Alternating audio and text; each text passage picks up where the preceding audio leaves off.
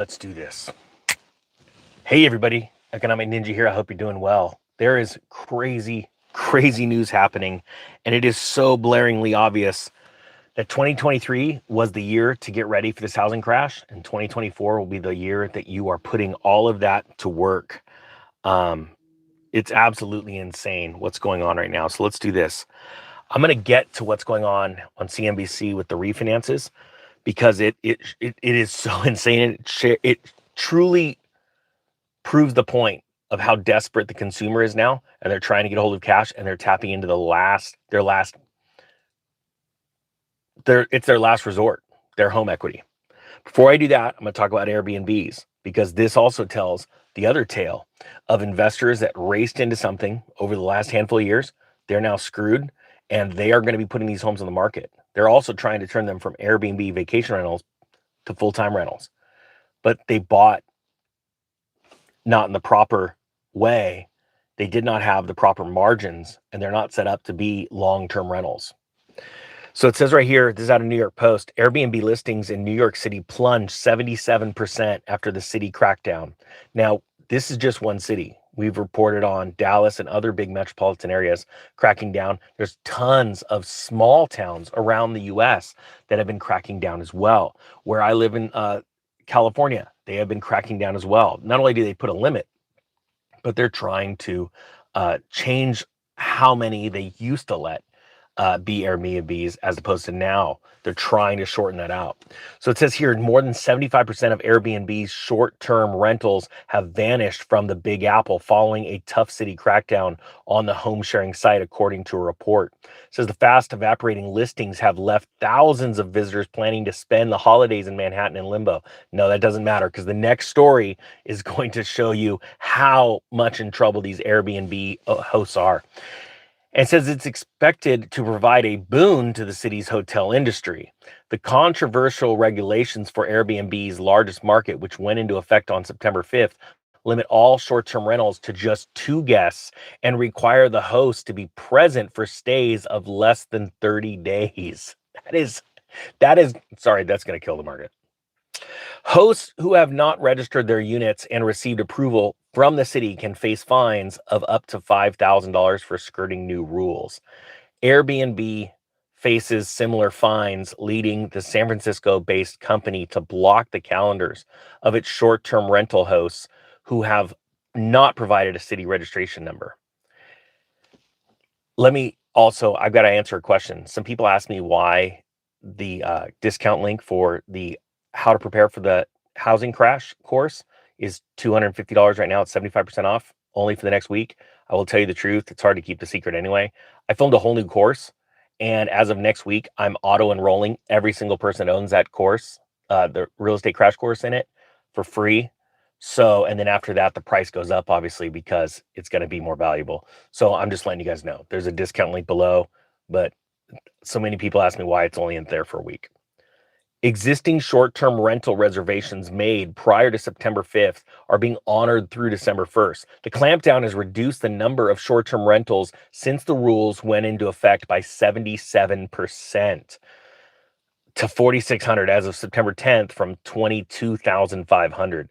3 months ago, according to travel industry website Skiff, citing data from AirDNA, some of those units switched over to rentals for stays of 30 days or longer. So now, what is that going to do to the rental market? It's obviously going to make it less tight, and it's going to bring rents down. What happens when rents come down? Prices for properties drop because they're not evaluated anymore on the higher rent. This is going to hurt so many people, but that's what I want you ready for. This is so much bigger of an opportunity than what we had between 2008 and 2012. This is bigger. It's going to be more exciting. Woo! And I can't wait to get to this refinance story. That's blowing my mind. Everyone is in a tailspin to figure out what the future holds and trying to figure out the next steps. Lisa Grossman, a travel agent and founder of an advocacy group for private homeowners who rent out space on Airbnb, told the Post on Monday the city's powerful hotel industry, which has long fought against Airbnb's rise, will be among the biggest beneficiaries of the new rule, industry experts said. Let's stop that story right now. Let's move on to the next story. Timestamp it for me, please, at 5 minutes to the next story, because this is where these little fabrications, the truth comes out. This is out of CBS News.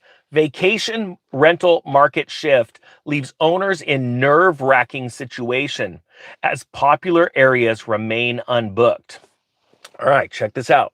For over 2 decades, Rory Sentinel and his wife have rented out their beachside home along Jersey Shore during the busy summer months. The property has always been highly sought after, with bookings typically filled by February. But owners like the Sentinels are now facing an unusual predicament as prime weeks in July and August remain unbooked, underscoring significant change in the vacation rental market. During the COVID-19 pandemic, and until last year, demand of vacation rentals soared, enabling owners like the Sentinels to raise prices and fully book their properties for the summer. But this year, there's a decline in occupancy, popular summer vacation spots across the country. Cape Cod, Massachusetts, Hawaii, Santa Rosa Beach, Florida, San Diego, blah, blah, blah, blah, blah. I feel like that Dracula, blah, blah, blah, blah, blah. Are in the decline. This is, I'm totally thrown off now. Sorry, I'm thinking about a cartoon. Airbnb, a tracking company that monitors the performance data of 10 million vacation rentals on platforms like Airbnb and VRBO. The Sentinel described the financial considerations amid evolving rental market as nerve-wracking. We want to make sure that we're able to make some money too. So we're seeing more pain, right? Check this out. Next story. Timestamp it. 6 minutes and 52 seconds. This is out of travelleisure.com. Hotels are actually cheaper than vacation rentals on Airbnb and VRBO, according to a new report. Excuse me. Let me get a drink. This is what's going to ultimately kill. It's one thing to say that these cities are cracking down and not allowing Airbnbs, or they're making really strict rules, and all these homes are starting to hit the market, both in long-term rentals and hitting the market for sale. It's another thing when the hotels are so big and they're hurting. What do? They drop their prices and they have these amazing deals. Nobody's going to want to afford, especially in this high interest rate environment, when they go on a vacation, they're not going to choose Airbnbs. So it doesn't matter if your city's not cracking down. This is going to lead to a tsunami of properties hitting the market in 2024. And if you think right now it's hard to sell your house, and I've got a solution for that, it comes out next week. But my point being is that if you're having a hard time selling your house right now, you're gonna have a really hard time as inventory explodes in 2024. All right. A new study says hotels are the more affordable option over Airbnbs and VRBOs across 50 global markets. Find out where you can save. You've got your destination picked and your airline's tickets sorted now. All that's left to do is figure out where you're going to stay. Usually that comes down to deciding between a hotel or a vacation rental. And according to a new study, hotels might actually be the less expensive option. This is a killer story because it shows you how much properties are coming down. It actually talks about it all over the world. Check this out. The research also found that hotels were cheaper in every single capital city it reviewed, including Amsterdam, which led an $83 difference per night. Singapore and London with $75 differences, and Dubai with $70 differences. San Francisco, the city where Airbnb was founded, travelers could save $44 a night by booking a hotel over an apartment or an Airbnb. This is happening all around the world. I'm telling you, and you can't fight these hotels. They are going to drop prices like you wouldn't believe just to keep their lights on. They will just barely make a profit, if not anything. They will take a loss because some money is worth more than nothing. Okay, there is going to be such an opportunity this next year in real estate. I'm not joking. I hope you're getting ready for it. One place the team found vacation rentals to be cheaper than hotels was France. Well, France. I mean, come on. The finding noted that it was less expensive to book a vacation rental over a hotel. So that's interesting. Now let's move on to the big story. And this is about mortgage demand, weekly mortgage demand. It just absolutely blows my mind.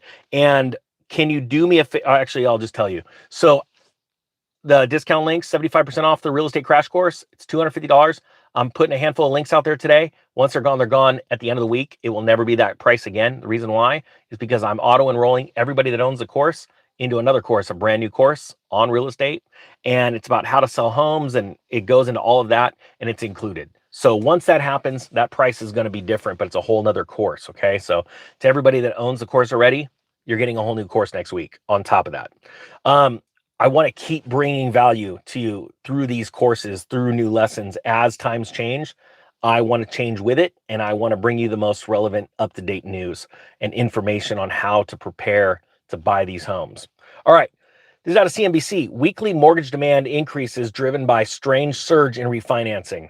It says right here, mortgage rates rose again last week, and so did demand for refinances, which at a face value doesn't make a lot of sense. No, it does.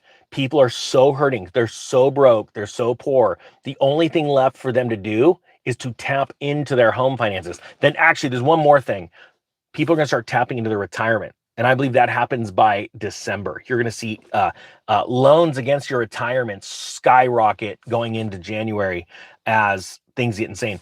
I just saw $7 diesel in California as I was driving by. $7.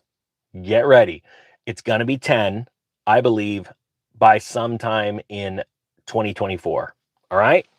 Now, people are tapping in. All right. Remember, there's only two reasons to refinance: refinance to a lower rate, better terms, right? Which is not happening because rates are on the up. They're up, up, up, up, up. They're sharply riding up. The second reason is you need to consolidate debt or you need more money. So this is very, very serious. All right. Applications to refinance a home jumped 13% last week compared with the previous week, according to the Mortgage Bankers Association's seasonally adjusted index. Application volume was still 29% lower than the same week a year ago. Well, that's obvious because the rates are high, but to see double-digit growth in applications is staggering. Refinancing demand usually moves in the opposite direction as mortgage rates, but that was not the case. Last week, the average contract interest rate for a 30-year fixed rate mortgages with conforming loan balance was 7.3%. Read a story the other day that refinances are sitting at 8.11%. Remember, cash out refis are even at a higher rate because the bank's taking on risk because they're going, why do you need that money? What are you going to do with it? It's crazy to me that like the writer of CNBC doesn't want to tell you the truth and say, the American consumer's done. We're in trouble. They just go like, this is weird. Usually it comes in a different direction. It says here, it may be that borrowers are concerned that rates could go even higher, so they're jumping in now. No one's jumping in to pay a ton more in rates. It may also be the number of refinances are so small right now that any minor change results in a big percentage move. No, I don't think so, because I mean, that's obvious. It's an obvious answer, but I'm telling you right now, to watch it jump that much as rates are skyrocketing, that's alarming. Purchase applications increased for conventional and FHA loans over the week, said Joel Kahn, an MBA economist, in a release. Home buyers continue to face higher rates and limited for sale inventory, which made purchase conditions more challenging. With home prices now rising again, the average loan size on a purchase application was $416,800. That's the highest level in 6 weeks. Demand may be coming back because more homes have recently come on the market. That's not true. People are not making more money. The inventory is the velocity is so thin because people are broke and they're now enslaved in their house because they can't afford to sell their house and buy a new one. Mortgage rates haven't moved much this week as investors wait to hear the results of Wednesday's Federal Reserve meeting and commentary from Chair Jerome Powell. I believe that they're going to pause, quite frankly, but I wouldn't be shocked if they rose because of the August data. But really, that August inflation report was so red hot. It was only because of what is it? Energy, right? Oil.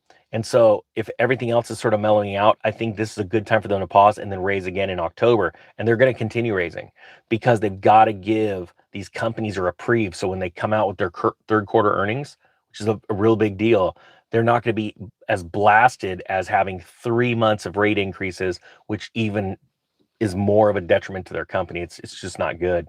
Anyway, I'll let you guys go. Thank you so much for watching. $250 discount link is below. After that new course is released and you all get it included, that course is going up. The Economic Ninja is out.